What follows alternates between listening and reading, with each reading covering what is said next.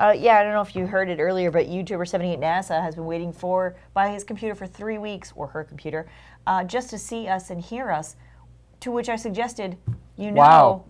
we are on YouTube. We have, yeah, there's a beautiful irony there, isn't there? All right, shall we get started?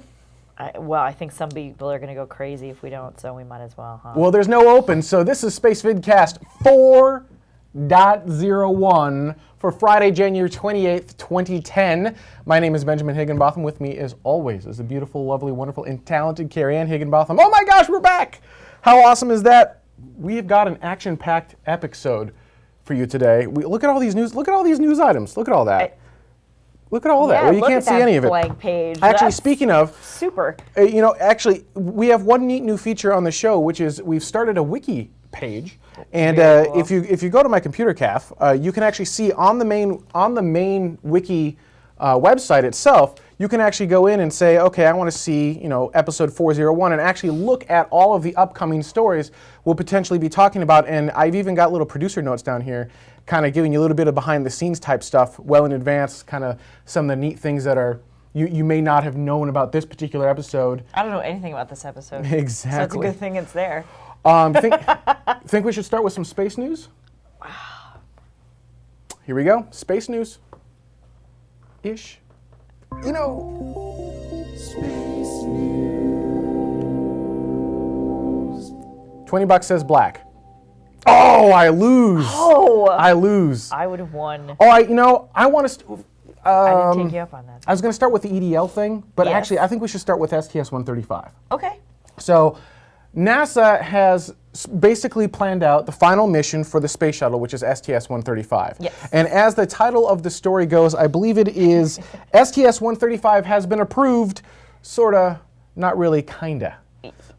Yes. Which is that is pretty much it. Well, I mean, that's the title you gave it, though. Mm-hmm. So everyone else is saying Atlantis officially named final space shuttle mission, which is kind of cool. The funny part is that if you go on to read the article, it talks about how Atlantis is going to be the final mission, the third and final mission for this year, blah, blah, blah. The final Cylon. The way things are going, I'm guessing we'll see Atlantis in 2012. Yeah, they want to fly in, is it June or July? I forgot the date. I believe it's June 28th. June 28th, 2011. I don't know about that. So here's a couple things. While NASA is certainly talking up STS-135, they don't have funding for it yet. Right. And that's not something that they can actually control. The Appropriations Committee has not actually said, yes, you are go for funding for STS-135. So NASA can plan all they like, and they can put STS-135 on the slate all they like, but until it's actually funded, it's still kind of sort of mission, maybe mission. I'm so glad you didn't say it's up in the air. It's up in the air. It's more like it's still on the ground. But I think that'd be a really cool way to take, let's just say that they do stay on track. And keep in Right. mind, Discovery was supposed to launch last year and still hasn't launched yet. But let's just assume that Discovery launches on time, and then Endeavour will probably launch just fine, barring weather, because Endeavour Right. isn't a diva like Discovery is. No, Endeavor's a good And girl. Atlantis is a workhorse, so she'll go up just fine. So assuming just waiting on assuming that Discovery and Endeavour go up, it is completely possible that Atlantis will go in June, and that will be the end of It the is space shuttle theoretically program. possible, yes, absolutely. Yep. And so begin. Oh, I was pointing to the chat room that's not there. New features coming up on the show. Good thing you're pointing to things that don't exist. Look at Hey, that. hey, look at Oh. So there's STS-135. My hope is that we actually do get one final launch. That would just be awesome, right? Space shuttle does need to retire, but one more. Are we going to contact Kinda Daft neat. Punk for their song? One last time. One more time. That's the one, yeah. I think we owe him a nickel now. I'll send him a nickel. So other things that are coming up, let's talk about Space Up really quick. Yes, let's talk about Space Up really quick. First time ever that there are going to be 2 Space Ups on the same weekend in 2 different locations. And what's really cool is that it's Space Up Houston's very first time of existing, and Space Up San Diego's. It's their first. You know what? Just so you know, this is my first time of existing as well. Wow. I've only existed this one time. So there hasn't been a Space Up Houston before. You're so lucky we're not After Dark, because I would have had some choice words and or finger movements for you. So Space Up Houston, it's the first year that Space Up Houston will be, see, I keep getting myself into that sentence. It's the first time we have a Space Up Houston, and it is the second time we have a Space Up San Diego, but it is the first time we have another Space Up San Diego. I can't do it now. I can't do it. Here's the neat part about this. Anniversary of the first one. Yeah, anniversary. Well, yeah. So first time we have a Space Up go twice, essentially, in the same location, and I'm excited. And we're going to attempt to stream all rooms, all pods from all locations live on the internet, and. Because you really want to go in person, right? You can watch on the internet, but it's never the same. You can't quite get the audio right just because it's a large group of people. The video, half of them you got the back of the head. It's not the same as being there in person. And if you are there in person, we're going to attempt to link the two conferences together via a Skype video conference and actually allow the T-5 talks in one to be shown on the other, so no conference will miss the other conference. Right. That's going to be really cool, assuming we can pull it off. Lots of tech that has to go there. And we only have one Ben. Well, yes, so I will be going to Houston, and I'll be running the tech from Houston. Carrie Ann, bing! I'm going to San Diego. We'll be going to San Diego. And I'm going to be eating marshmallows. I don't know what that means. I'm not doing any tech. Moon pies. Moon pies. I'll just be sitting on my laurels. Tell us about the T-5 talks. So the T-5 talks. Thank you once again, I believe, to Chris Radcliffe for such an amazing, another very cool thing. The T-5 talks they're based off of the Ignite talks, the Ignite talk idea. So you get 5 minutes, and you get, is it 20 slides, and they change every 15 seconds? Something like that, whatever that math works out to. I can't remember if it's 15, 20, or 2015. Yep. And the slides just go automatically. So whether or not you're done talking about them, they're going to change. Or even if you need them to go sooner, they're not going to change until your time's ready. Right. We've had a couple of those. That was highly entertaining. But they're a lot of fun. They're very interesting. Anybody and everybody is encouraged to do either a T-5 talk or do a presentation in one of the space pods. In one of the pods at the Space Hubs. Can you tell? I'm a little rusty. It's been a while since I've done this, apparently. It's been a little while. Anyhow, So we're excited for Space Up. It's February 12th and 13th. Yep. And again, it's going to be in San Diego, California, and Houston, Texas, whichever one you're closer to. If you can't decide if you're traveling no matter what, certainly no offense to Chris, but go to the New Kids on the Block. Go to Houston. There's going to be some cool stuff down there. There's a bigger auditorium there. It's go to the new shiny one. Yeah, they have a bigger capacity, and because of their particular location, there's going to be some astronauts. A lot of interesting, fun things going on over there. Again, of course, and I know Chris, he won't take offense to this in any way, shape, or form. But yeah, if you have to choose, probably go to the brand new shiny. And here's the great thing about Space Hubs, they're unconferences. Yes. So, which means that as opposed to a regular conference, it's certainly a lot of networking, but it's very intimate. And it's very, very timely, topical discussions about things that you care about. And there's really nothing else like it in the space community. No. And if you could just find a way to make it go, I think they're really neat. There's they don't get anything from me saying find a way to make it go. So my favorite space conferences are Space Ups, and that's why we like to go there and stream them. Let's talk about, if you have a Roku box, you can go to our live channels and you can actually watch them build Curiosity, which is the next Martian rover. You may not know this, but Curiosity has what I like to call the scariest, most complex EDL ever. Have you guys seen this EDL, entry, descent, landing? You get the first battle is you have to get the vehicle out of our gravitational influence. It's not tiny.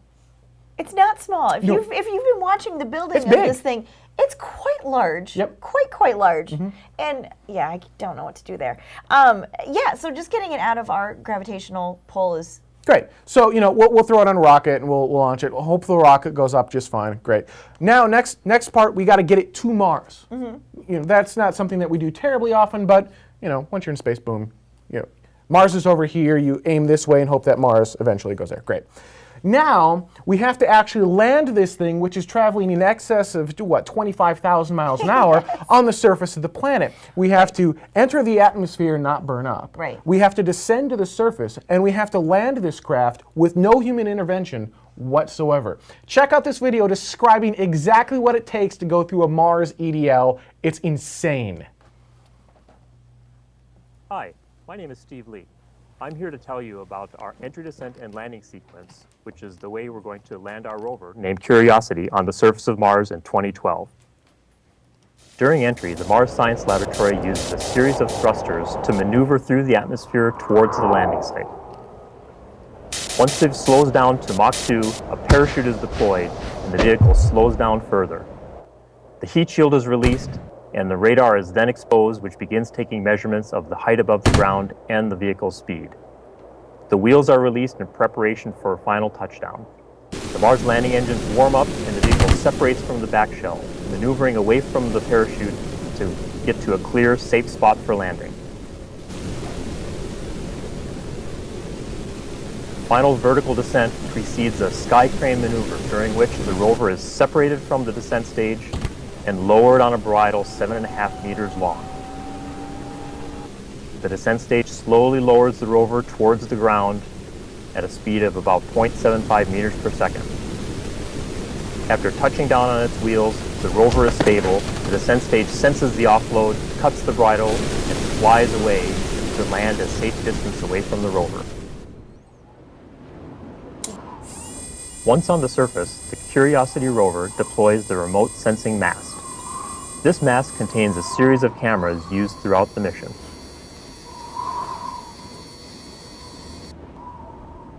After ground controllers assess the terrain in the immediate vicinity of the rover, it can be commanded to start roving. The rover is able to take images, process those images, and determine the safest path to drive to get towards the goals set by the ground controllers. Curiosity is able to turn in place and rove over rough terrains and rocks. Curiosity's science mission is designed to last at least 1 Mars year, which is 2 years on Earth. The rover is also designed to rove at least 20 kilometers on the surface of Mars. That's crazy talk, dude. It's awesome. Yeah. I love that we can do it. So coming from IT, that we I should think be able to I do was just like, you can just close your eyes and imagine the points of failure Right. in that EDL. 300. Oh man, 900. we should take bets. Actually, we should get a poll going as to whether Curiosity will even survive EDL. Keep in mind, we've lost about 50% of the crafts that we sent. Someone in the chat room, help me out here. I got to get used to not doing that. Someone in the chat room here, help me out. It is approximately 50% of the vehicles that we've sent to Mars that we have lost, and usually we lose them in EDL. I believe so. Yeah, we'll say we being USA and Russia. We being humanity. Humanity has sent, X number of crafts. Approximately half of them don't even they just either slam into the surface or, whatever, right? Sad trombone sound, the chat room says. So that's what we can expect from Curiosity. As they were mentioning, it's a giant rover. This thing is massively huge, right? So go watch it. Watch the live construction from NASA's feed. It's really awesome. Just to get an idea as to how big this thing is and everything it's going to be able to do, it's really, really cool, assuming it survives EDL. I just ran across that video, and I thought, huh. It's very cool. I think we should take a quick break. All right. And when we come back, some more space news. But Calf, before you roll that commercial break, you're going to want to half your audio and bring it right back down to where it was before. See you in a second.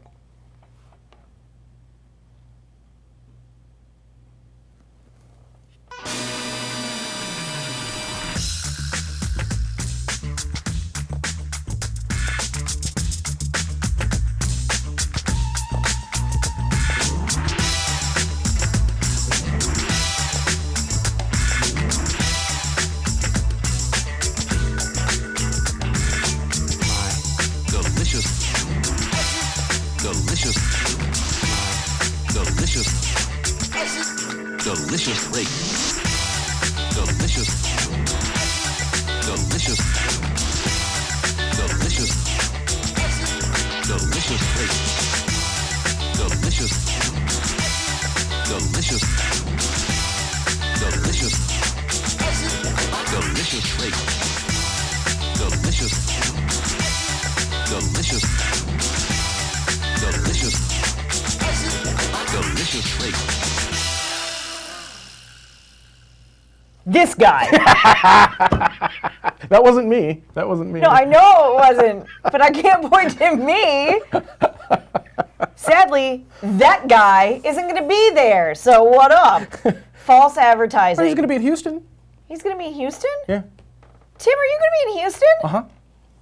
The cool people in the chat room are going to be in Houston. Wow. Speaking of cool I knew I things, didn't like you. sometime in the next kabillion years. Yes. This is now we're talking on solar system timelines, which is a little bit Yes. different than human timelines, but soon Earth may get a second sun. Yeah. Yes. Did you read that story? Yes. Beetlejuice. Is going to blow sometime within the next. Now, Well, it depends on so who you ask. Nebula Some says. people think it's hang on. going to blow in 2012. Nebula says between now and the next 100,000 years. I thought it was between now and the next million years. I think the word Nebula is missing. Jeff, you need to put a comma in there somewhere, man. Yeah, that doesn't help me. I can't do it. 100,000 years, between now and the next 100,000 Alright. years. All right, so in solar system terms, in galactic terms, Right. that's like nothing. It's just a poof, imminent. Right. In human years, maybe. Maybe tomorrow, maybe not. But how neat is that going to be when you look up and there is a second sun? It will be as bright as our sun in the sky. It will make night turn to day. And this isn't going to be like a poof So and the it's people gone. who live at the poles are already used to this. Is that what you're saying? Yes, exactly. Although we will be momentarily kind of, not quite, but kind of like a binary system. Right. Not as bright as the current sun. But No, my understanding is it'll be as bright. bright enough to read a newspaper by. Thank you, Tatooine. Yes. Why do we have a chat room to correct me when I'm wrong? I Well, you like don't my have to- over-dramatic. you know I what? want to be It's not on the- over-dramatic. But it's not there. It doesn't matter what But they you say. were reading what they said. I'm not going to read what they say anymore. I wanted to be over-dramatic. like we don't you know have a what? chat It's room. brighter than our current sun. It's and it's going to blow tomorrow. Tomorrow. So it's been nice at noon, knowing all of at you. noon tomorrow. Tomorrow. Noon. I'm not going to tell you what time zone though, Nope. so don't miss it. It doesn't matter. Everyone thinks it's their own time zone, so it's all good. Exactly. then they'll come back next week and be like, I didn't see it blow up, and I'll just go, well, what time zone did you? What did you write time zone? They'll be like, Was it bright? Was it bright out where you were? There you go. Yeah. It blew up. So, man, that's.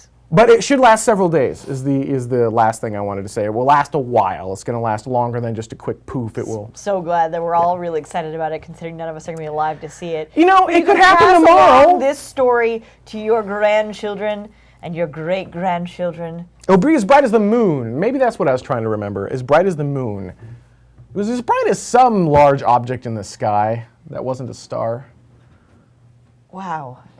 You're as bad as I am now. I flubbed that story, didn't I? That's okay. Epic fail. All right. Beetlejuice. All right. Speaking of cool stuff in the sky, you want to see some Yes. pretty shots of rockets?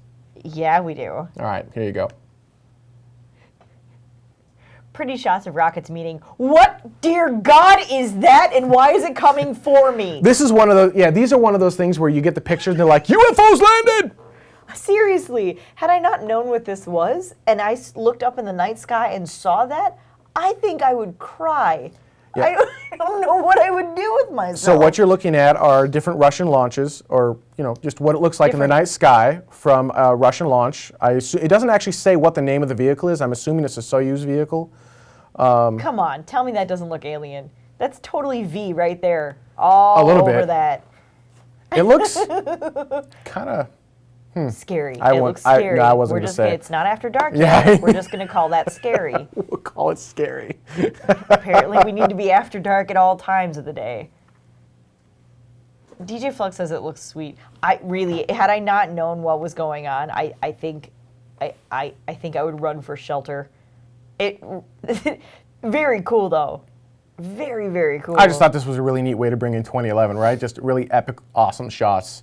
And we don't have. I didn't have time to grab the video of it. But speaking of epic, awesome stuff, JAXA just launched HTV2, and it's just beautiful to watch their launches because it's like rolling hills, and then you've got the ocean right there, and it's just gorgeous. It's this beautiful scenery and then a rocket. Yeah. And you don't expect it to look like that because you're so used to Florida where it's just like bleh, flat swampland. And so what was on board Ryan Space? Apparently we're supposed to be asking. What were we asking? He says, and guess what was on board?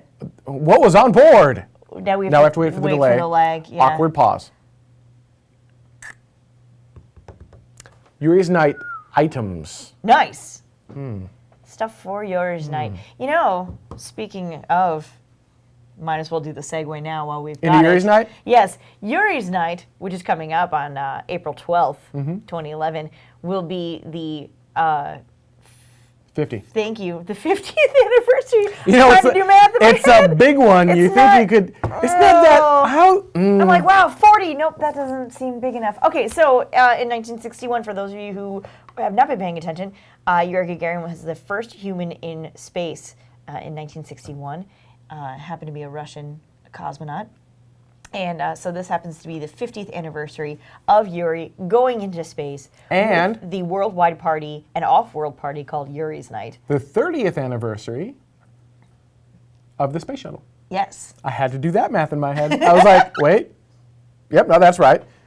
30th anniversary to the day. Yes. Both, you just buy April 12th, Yep. 1981 was the first space shuttle launch. Yep, absolutely. Of which space shuttle? I don't know because they all look alike. Columbia. They don't. All right. They don't all look alike. Do you really think that? It bothers me a little bit. Do you really actually think that, or you just say that to bother me? I just say it. No, really, they're just pretty much black and white. I mean, like the windows are all in the same basic spot. And Go to a Yuri's Night party. Go to a Yuri's Night party near you. If there's no Yuri's Night party near you, Make one. Start one. It's free to do. It's fun, and it's a great way to spread the word and excitement about space all around your community. All around your space. That's what I was going to say, but I realized that didn't work so well. And we will be broadcasting parties from all over the world. I'm already starting to get some broadcast requests, and I got to Yeah. tell you guys, some of this stuff is going to be awesome. Yeah. And then link the worldwide broadcast into your party, and just find a way to make one happen. Yurisnight.net. Org? .net. No, I don't remember. Someone help me. I forgot. I think it's yurisnight.net. I'm near positive it's .net. Well, Sure. We'll add it into the wiki. .net. Thank Yep, you, Ryan .net. Space. I'll Yurisnight.net. trust Ryan Space. So there you go. All right. What did I miss here in the? Every other thing, apparently. Oh, China we is go. starting to really flourish. Yeah, we're rusty. Yeah, apparently. Sorry. So China successfully tested their unmanned vehicle that is what people kind of are comparing it to the X-37B, the unmanned spacecraft, the U.S. Air Force's unmanned spacecraft. And they're testing it right now. It's their first orbital unmanned spacecraft capable of staying in outer space for at least 270 days, which is huge, I think. And then dealing with different defense tasks, including the destruction of communication satellites or zombie sats, as we are very familiar with. And it also Brains. looks like a mini space shuttle. Brains. Yeah.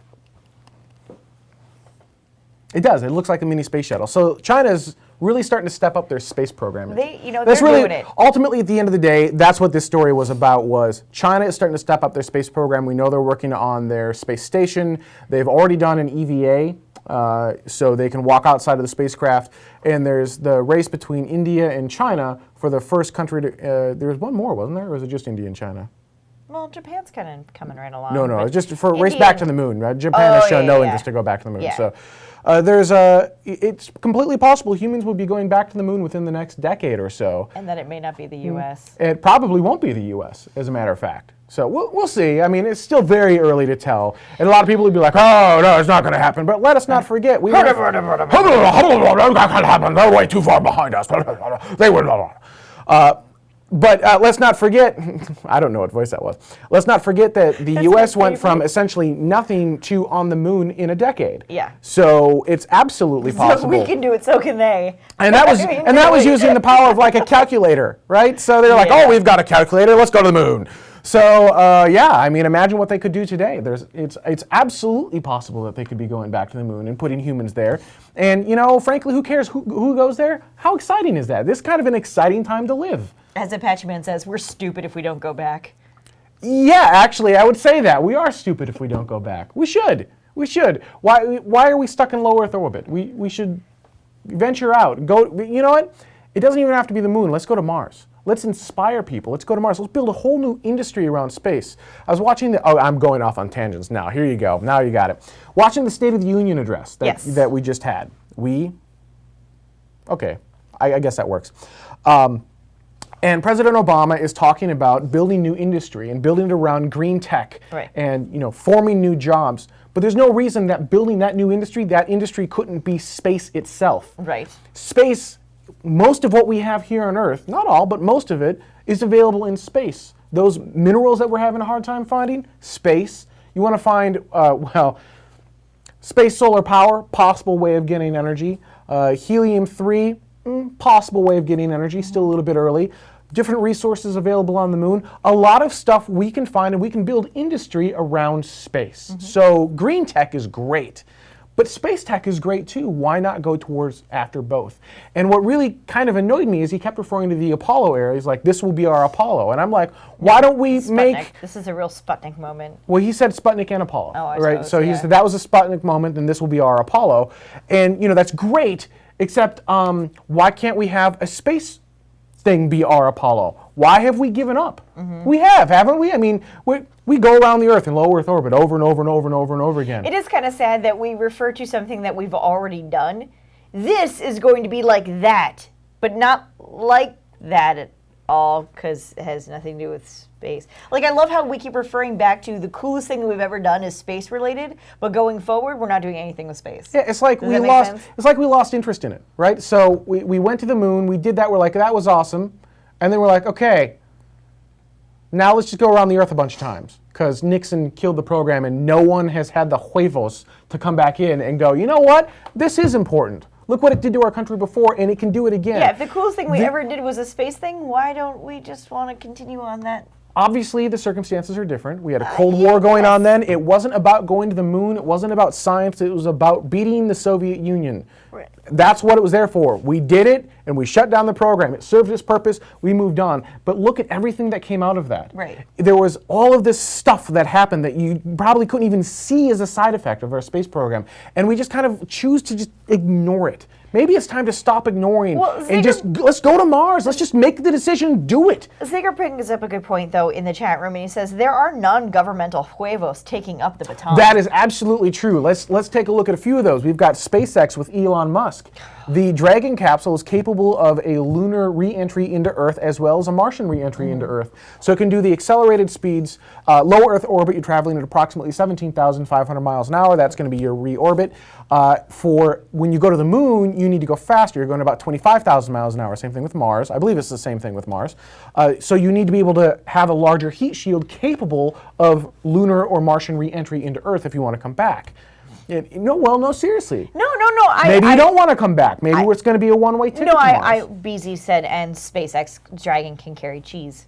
And it can carry cheese. But it's not just SpaceX. We've got other entrepreneurs out there saying, you know what, let's do some cool stuff. Maybe not going to the moon or Mars, but at least kind of doing the Howard Hughes type approach to things. We've got Virgin Galactic is Sir Richard Branson, trying to send humans into space. What better way to get people excited about space than to let them go? Yep. Right?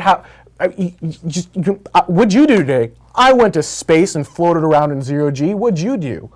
Bet you it tops the conversation at any dinner table. Well, there. I mean, yeah, right? I mean, that's kind of the stand-up comedian's joke of, like, God forbid you ever get into a one-up conversation with somebody like, Buzz Aldrin. And then I walked on the moon. I climbed Mount Everest. Moon. Just gonna. I walked on the moon. So yeah, Mars bars on Mars. That's awesome. Ooh, that would be awesome. What a great marketing campaign for that. So you've got companies like Armadillo Aerospace, Masten Space Systems, who are both also trying to kind of push the envelope, and they're doing it in a different way. They're driving the cost. To push the envelope. They are pushing the envelope. They're driving the cost of space access down. Yep. They're doing innovative things with these crafts to try to get mere mortals and payloads into space cheaply and easily. And even outside of that, when you get to the moon, you need to be able to land. You need an EDL sequence there. Being able to kind of control and work with some of that as well. They've got crafts that can, sort of kind of do that. A lot of awesome. Blue Origin, Bigelow. Bigelow is another big one, right? All of this stuff is coming together right now. So you look at the space shuttle program, and you go, oh, that's really sad. I'm gonna miss the space shuttle. I want the space shuttle. But really, it's actually kind of an exciting time to be alive. The space shuttle was great 30 years ago, and Do not fear change, people. That's a strong statement. I'm not going to use the word great. The space shuttle was a giant compromise 30 years ago and has been a giant compromise ever since. Yes. And there are a lot of fantastic people that work on the space shuttle program, but it is a giant compromise. And it's time to move beyond the compromise of only going to low Earth orbit and cutting the space programs, the money for our lunar space program. That was a compromise. It's time to stop the compromise of just saying, well, we have to save all these jobs. And it's time to say, you know what, let's build an entire industry. Let's stop talking about just a space program. Let's build a space industry. Let's get some real jobs out of this. Let's get some real innovation and items coming from this and get people excited about space that way. All right, that's my little rant. Woo! It wasn't really a little one, was it? I hadn't planned on going into that. What was that? Any of you? I think I said something. Yelly? Probably. Was it your fault? Yeah, all right. most likely. Do we have anything else we wanted to? Do you want to talk about the solar sail? Is kind of cool. Solar sail is kind of cool. So NASA had Nanosail. Was it D? Is in dog, if I remember right. Double check. Hold on a sec. Go. Keep talking. Yeah. So they had their Nanosail. Nanosail D. They're having tons of issues with Nanosail. I actually thought Nanosail D was lost. I didn't think they were going to be able to recover it. Well, and they still don't know what happened. I just figured it was gone, right? I was like, poof, there went the Nanosail. Lo and behold, they got it back. Yeah, very cool. So FastSat was launched in November 2010 with Nanosail D and 5 other experiments on board. And there's a spring that was supposed to have popped, essentially, to push the bread box size probe out into orbit and then kind of unfurl the sail. But then suddenly, nothing. So they weren't really sure what was going on, and it kind of sucks because it's just one more failure in the long, troubled history of solar sails. So they've been trying to just sort of get in touch with Nanosail D, trying to figure out what was going on. And then January 17th, for reasons, quote unquote, still unknown to engineers, Nanosail D spontaneously ejected itself. Ta-da! And then they got reconnected via, thank you very much, Facebook. Oh. Nothing, I'm sorry. Keep going. Keep going. That was a terrible joke. Terrible joke. You can keep going. So, thanks in no small part to amateur radio enthusiasts, Alan Sieg and Stan Sims at the Marshall Space Flight Center that were able to hear it go over, and they regained communication January 20th. So, yay. I thought, Solar sail for the win! There you go. All right, I think An amateur radio enthusiast. Before we close out this live show, remind you a couple of things. First, this year we do have a couple of sponsors. First and foremost, Perforce Software, who has sponsored the show last year and going into this year. All of our high definition coverage is sponsored by Perforce Software, and we've got a lot of techie, geeky people who watch the show. And so, if you're one of those people and you develop software and you need something to manage your code base, make sure that that foundation work is nice and in place. Check out Perforce at perforce.com.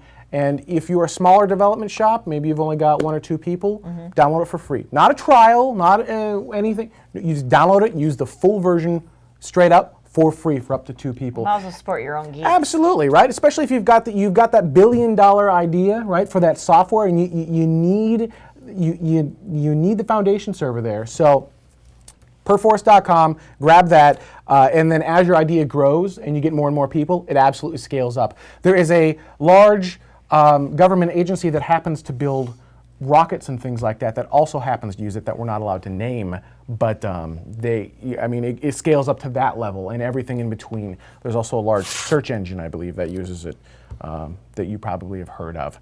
So Perforce Software, awesome guys. And Prodigy? Prodigy? What? No. Kidding, go on. They weren't a search engine, though, No, were they? they weren't. They were a bulletin board service Yeah. more than anything else. Sorry, go on. It was Excite at Home. My You bad. got me. You got me. Excite at Home. That's right. We can't tell you what it is due to ITAR Ask regulations. Jeeves. That's funny. Wow. That's funny. Roll on out. The second group of people that I want to thank, and actually you guys don't know this, but we have used their software essentially since the beginning of Spacevidcast, and that's a company called Telestream. We stream live using Wirecast. We do our screencasts using ScreenFlow. We do all of the compression for every episode of Spacevidcast that you've seen using Episode Pro. So most every part of this show, in one way or another, is touched by Telestream software, and Telestream is helping sponsor the Space Up conference by giving us access to Wirecast so we can stream it in higher quality for you guys than in years past when we had to use might be able to tell Ben from Carrie Ann. Exactly. So you should have a higher quality stream this year, thanks in no small part or entirely due to Telestream. So we wanted to thank them on the show for helping to make that happen. Also remember, you can watch the show live every Friday at 2 a.m. Coordinated Universal Time. I'm rusty. It's That been used a to be while. like, everybody would understand what you were saying. That's Thursday nights here in the U.S. That's at, 6 p.m. Pacific, 9 p.m. Eastern. Very good. Standard Time. I actually was doing that. If you watched, you could see me doing that math in my head. I heard the gears were... Cobwebs coming off. Oh, God, what's going on there? Make sure you check out our wiki. We've got a lot of really great people who are working on the wiki. We're kind of trying to make it the resource where you go to, not just for the space geeks, right? Because there are tons of, there's a space wiki project out there, and they're doing a great job. We don't necessarily need to overlap. But what it really does do is give you inside access to each one of our shows. It kind of brings the common man approach to a lot of this stuff. So you don't have to have 5 PhDs to understand what the heck is being talked about. Very down-to-earth approaches to what it is, why you care, how to do it, stuff like that. The full acronym list is in there. A bunch of fun stuff. That's at wiki.spacevidcast.com, or if you go to, here, I'll show you. I can count to potato. Yeah, if you go over to spacevidcast.com, I'll have to stop my own live stream, I think. And stop my live stream. Yes, of course you can watch us on Roku. You can watch us on, live on Roku. You can see us on demand on YouTube and on Roku. Yep. So if you go over to spacevidcast.com and then you scroll down, you'll see this cool little puzzle-looking icon right here. When you click on that, that will open up the wiki, brings you straight in there, and boom, right there you can see, here's the current show that we've got. You can even look at some of the other pages, for example, where have we got, this is a cool page. I like this one, the mobile applications page. So here are a bunch of different applications for like the iPhone and the iPad. Here are a bunch of Android applications. And this is completely maintained by the community. I've done hardly any work here because I'm lazy, is really what it comes down to. And then we've also got a bunch of different space programs. Check out all this great information, completely maintained by the community, all available for free. And certainly, you can register for free. You can contribute all you like. Make this wiki page a really powerful resource for space, and make it a place where people can kind of go and get any information they may need about any project or program or acronym or whatever it may be on Spacevidcast. There you go. How neat is that? On that note, I'd like to thank everyone for watching. For those of you watching live, or if you've got an Epic subscription, stay tuned. Spacevidcast After Dark is up next. See you next week.